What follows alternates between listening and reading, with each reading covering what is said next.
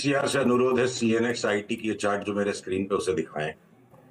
अगर वो दिख रही है तो इस चार्ट को देख के मुझे यही समझ में आ रहा है, हाथी तो निकल चुका, हाथी तो निकल चुका। मैं अगर उसकी पूंछ को पकड़ूंगा तो मैं गलत हूं। मैं इस हाथी के घूमने का इंतजार करूंगा, यहां मैं सेलिंग में पार्टिसिपेट नहीं करूंगा। तो जब घूम जाएगा ये, बाई सिग्नल आएगा 1-2-3 दिन में, तब हम इसको बाइंग करेंगे। 1-2 दिन की खाली अपॉर्चुनिटी के चक्कर में पड़े रह के मेरी ये बड़ी चाल छूट जाएगी। दुनिया भर के लार्ज कैप आईटी स्टॉक्स में 15 से 25% तक की तेजी संभव है। भले ही निफ्टी 22,000 नहीं टूटे और 23,000 तक ही जाएगी, खाली निफ्टी 5% बढ़ेगा, तो मुझे लगता है the out performing sector large cap stocks में अगर आईटी स्टॉक्स के होने की संभावना है, तो मैं बीते 3 महीनों की खबर को सुन के और आज के माहौल को देख करके हाथी निकलने के बाद पूंछ को पकड़ने वाली गलती नहीं करूंगा। हम इंतजार में, हम इनको लेंगे। अच्छा, ओके।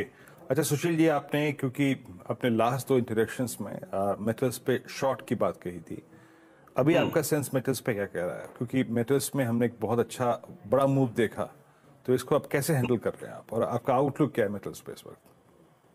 देखिए, अगर अगर अगर अगर लंबी अवधि की चाल बननी है मेटल्स, और पिछले 4 दिन में निफ्टी के अनुपात में बस इतना ही घटा, मान लीजिए मैं टाटा स्टील की चार्ट को एक उदाहरण, और इसका इतना बड़ा लॉन्ग टर्म अप ट्रेंड आने के बाद मोमेंटम खत्म हो चुका है, जो आरएसआई कहीं जा नहीं रही है, अप ट्रेंड लाइन टूट गई है, तो चाहे निफ्टी वापस 23,000 भी हो जाएगी, और हमें लगता है हो जाएगी, हम मेटल्स नहीं लेंगे।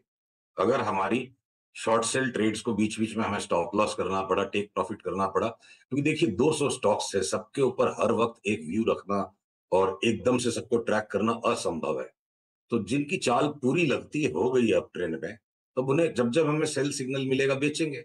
यहाँ ग्रेवस्टोन दोजी बना था टाटा स्टील में, अप ट्रेंड लाइन टूटी, यहाँ बेच दिया। अब अगर ये यहाँ पे अगर फ्लक्चुएशन कर रहा है, मेरा स्टॉप लॉस 166 का है, 166.50 के ऊपर गया, हम टाटा स्टील काट लेंगे। नहीं गया, कोई गारंटी नहीं कि निफ्टी 1000 पॉइंट बढ़ेगी तो टाटा स्टील को बढ़ना पड़ेगा।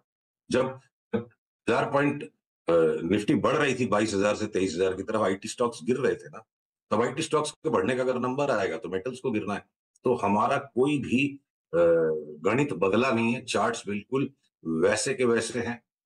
अगर हिंडाल्को ने और 10 रुपया ऊपर बढ़ के हमारा स्टॉप लॉस कटवा दिया, इसका मतलब ये नहीं है कि हमको हिंडाल्को में अब लिवाली करनी चाहिए। वापस सेल सिग्नल आएगा, वापस बेचेंगे, तो कोई परिवर्तन नहीं है। सारे लार्ज कैप मेटल के स्टॉक्स शॉर्ट सेल में है, और टाइम टू टाइम चाहे टेक प्रॉफिट चाहे ट्रेलिंग स्टॉप लॉस, इन्हें हम बार बार बेच के कमाएंगे। जब तक चार्ट नहीं बदलती, और मुझे लगता है अगले 1 महीने तक नहीं बदलेगी, मुझे कोई संकोच नहीं है इस अनुमान में कि टाटा स्टील 140 के नीचे मिलेगा।